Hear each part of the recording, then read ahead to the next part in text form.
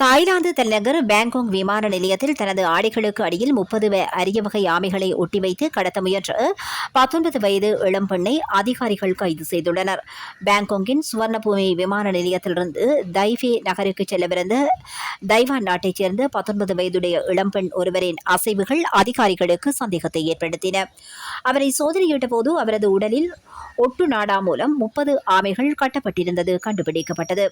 30 இந்திய நட்சத்திர ஆமைகள், இதில் 29 ஆமைகள் உயிருடனும் 1 இறந்த நிலையிலும் காணப்பட்டது. சர்வதேச கருப்பு சந்தையில் இவற்றின் மதிப்பு சுமார் $9,000 அமெரிக்க என மதிப்பிடப்பட்டுள்ளது. ஆமைகளை அசையாமல் இருக்க டேப் கொண்டு ஒட்டி துணி பைகளில் வைத்து தனது உடலோடு இணைத்து கடத்த முயன்றுள்ளார். கைது செய்யப்பட்ட அந்த பெண் மீது விலங்குகளை சட்டவிரோதமாக கடத்துதல் மற்றும் சுங்கவரி ஏய்ப்பு ஆகிய பிரிவுகளின் கீழ் வழக்கு பதிவு செய்யப்பட்டுள்ளது.